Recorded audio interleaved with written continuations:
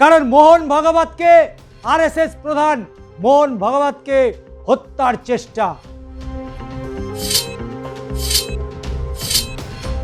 উত্তরপ্রদেশে আরএসএস এর প্রধানকে লক্ষ্য করে ট্রেনে ছোড়া হয়েছিল পাথর। একাধিক আঞ্চলিক দলকে অধিগ্রহণ করে অখণ্ড কংগ্রেসের পথে এগোচ্ছে রাহুল, সোনিয়া এবং প্রিয়াঙ্কা গান্ধীরা। নমস্কার, আমি ষষ্ঠী চট্টোপাধ্যায়। শুরু করছি অ্যাকশন রিয়াকশন। রাজ্য হোক বা দেশ, প্রশ্ন এক জায়গায়, আইন শৃঙ্খলা। আর সেই আইন শৃঙ্খলা প্রশ্নে বারবার শাসককে আঘাত করেছে বিরোধীরা। ভারতবর্ষের বিভিন্ন রাজ্যের আইন শৃঙ্খলা, সেই আইন শৃঙ্খলা নিয়ে বারবার প্রশ্নের চিহ্ন মুখে পড়েছে সংশ্লিষ্ট রাজ্য সরকার। কারণ মোহন ভাগবতকে আরএসএস প্রধান মোহন ভাগবতকে হত্যার চেষ্টা। ঘটনাস্থল সেই উত্তরপ্রদেশে আরএসএস এর প্রধানকে লক্ষ্য করে ট্রেনে ছোড়া হয়েছিল পাথর। এদিকে তৃণমূল সহ একাধিক দল গ্রাস করে অখণ্ড কংগ্রেস। 2029-এর ভোটের আগে নতুন ছক কি রাহুল গান্ধীদের? অবশ্যই সালটা 1968। উত্তরপ্রদেশে মুঘল সারাই স্টেশন চলন্ত ট্রেনে রহস্যজনকভাবে মৃত্যু হয় জনসংঘের প্রতিষ্ঠাতা দীনদয়াল উপাধ্যায়ের। সেই মৃত্যু নিয়ে ভারতীয় রাজনীতিতে বিস্তর জলঘোলা হয়েছিল। ঘটনাস্থল আবার সেই উত্তরপ্রদেশ। বারবার খবরের শিরোনামে চলন্ত ট্রেন, এবার নিশানায় আরএসএস প্রধান মোহন ভাগবত। চূড়ান্ত বিশৃঙ্খলা পরিস্থিতি হয়। পাথর ছুঁড়েছিল দুষ্কৃতীরা। সংঘ প্রধানকে স্পর্শ করতে না পারলেও সেই পাথরের ঘা কামরার জানালার কাঁচ ভেঙে দিয়েছিল। স্বর্ণ শতাব্দী এক্সপ্রেস, সেই স্বর্ণ শতাব্দী এক্সপ্রেসে উত্তরপ্রদেশ থেকে দিল্লিতে ফিরছিলেন সংঘ প্রধান।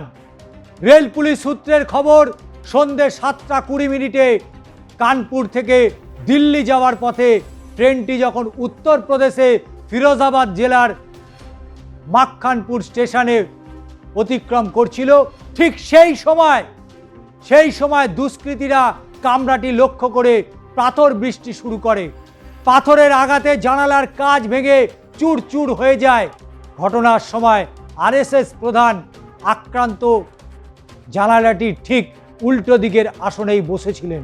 তিনি অক্ষত ছিলেন। কিন্তু কেন এরকম উত্তরপ্রদেশে বারবার ঘটবে? কেন উত্তরপ্রদেশে আইন শৃঙ্খলা নিয়ে প্রশ্ন উঠবে? কিন্তু ভুলে গেলে চলবে না, ইন্ডিয়া জোট এখন অতীত। এবার তৈরি হবে অখণ্ড কংগ্রেস। একাধিক দল নাকি নিজেদের হাত শিবিরে মিশিয়ে দিতে ইচ্ছা প্রকাশ করেছে, দাবি করেছে প্রদেশ কংগ্রেস সভাপতি।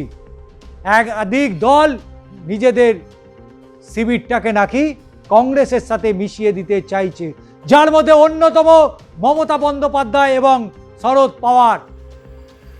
এমনটাই দাবি করেছেন মহারাষ্ট্রের কংগ্রেস নেতা নানা পাটোলে।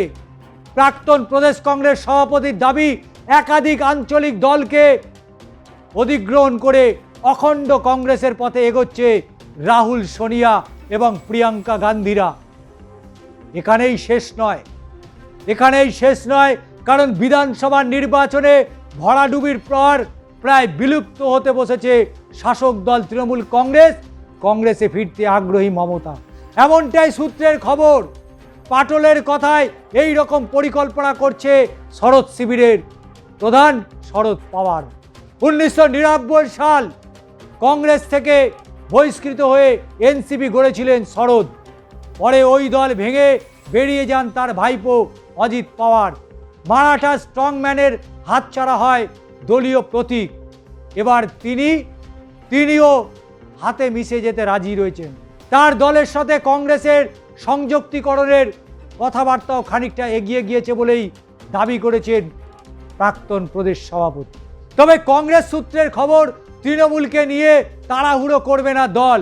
হাত শিবির চাইছে তৃণমূল আগে নিজে থেকে আত্মসমর্পণ করুক, সংযুক্তিকরণের প্রস্তাব দিক, তারপর বিষয়টি ভেবে দেখা যাবে। সত্যি কি তাই? 2029-এর নির্বাচনের আগে অখণ্ড কংগ্রেস গড়ার স্বপ্ন কি দেখছেন রাহুলরা? তবে সাংবাদিকদের মুখোমুখি হয়ে নানান কথা বলেছেন তিনি। পাওয়ার সাহেব আগেই প্রস্তাব দিয়েছিলেন তার দলকে কংগ্রেসের সাথে সংযুক্ত করার জন্য, কিন্তু কারণে তা পিছিয়ে যায়। কিছু কারণে তা পিছিয়ে গিয়েছিল। তবে আমার মনে হয় দেশ জুড়ে যেরকম রাজনৈতিক অস্থিরতা পরিস্থিতি, তাতে ভোট ভাগ বন্ধ করতে এমনটাই উপায়, এবং সমমনস্ক দলগুলি এক হয়ে যাক, সেই প্রক্রিয়া শুরু হয়েছে জাতীয় স্তরে। তৃণমূল শরদ সাহেব সকলেই কংগ্রেসের সাথে সংযুক্তিকরণ চাইছে। দিন কয়েক আগেই শিবসেনা প্রধান উদ্ধব শিবির নেতা সঞ্জয় রাউতও দাবি করেন যে দলগুলিকে কংগ্রেস ছেড়ে বেরিয়ে গিয়েছিল তাদের এবার ফিরে আসা উচিত। যারা কংগ্রেস থেকে বেরিয়েছিল তাদের ফিরে আসা উচিত, কংগ্রেসকে শক্তিশালী করা দরকার। যদিও কংগ্রেস সূত্র আরো জানাচ্ছে তাড়াহুড়ো করার দরকার নেই, একটু সময় নিয়ে জল মাপার দরকার রয়েছে। কারণ কারা থাকবে কারা পরে পালিয়ে যাবে সেটা তো এর আগেও ঘটেছে ইন্ডিয়া জোটে। 2014 লোকসভা নির্বাচনের প্রাককালে যে ছবিটা ইন্ডিয়া জোটে দেখা গিয়েছিল সেটা একেবারেই কঙ্কালসার ছবি। এ রাজ্য থেকে কংগ্রেসের সাথে ইন্ডিয়া জোটের তৃণমূল থাকলেও রাজ্যতে প্রদেশ কংগ্রেসের সাথে তারা কোনো জোট করেনি। বামেরা ছিল ইন্ডিয়া জোটে, কিন্তু তাদের সাথে কোনো জোট হয়নি। কিন্তু 2029-এর লোকসভা নির্বাচনকে সামনে রেখে এগিয়ে যেতে চাইছে অখণ্ড কংগ্রেস। আর তাই তারা চাইছে দলমত নির্বিশেষে একজোট হয়ে কেন্দ্রের নরেন্দ্র মোদী সরকারের পতন ঘটানো। তাই তো শরদ যাদব থেকে উদ্ধব ঠাকরে থেকে শুরু করে তার যে দলে ছিল অজিত পাওয়ার থেকে শরদ পাওয়ারের প্রত্যেকেই তারা একে একে চাইছে এবার কংগ্রেসে যুক্ত হওয়ার। মমতা বন্দ্যোপাধ্যায় আগে থেকেই তো মোটামুটি রেডি হয়ে আছেন, শরদ পাওয়ারও তাই মোটামুটি প্রস্তুত রয়েছে। কিন্তু বাকিরা কি করবে? কেরলেও তো কংগ্রেস ধুয়ে মুছে সাফ হয়ে গেছে। কিন্তু প্রশ্ন হচ্ছে জাতীয় স্তরের রাজনীতির ভবিষ্যৎ কি? ইন্ডিয়া জোট আদৌ কি পারবে নরেন্দ্র মোদী অমিত শাহের সরকারকে ফেলে দিতে?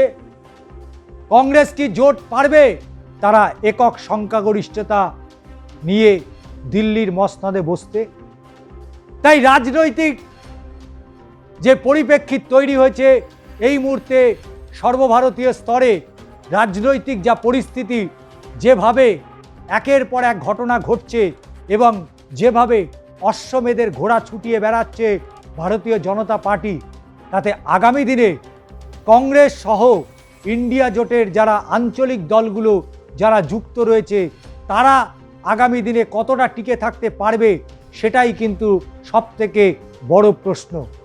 আজকের অ্যাকশন রিয়াকশন আপনাদের কেমন লাগলো অবশ্যই জানাবেন।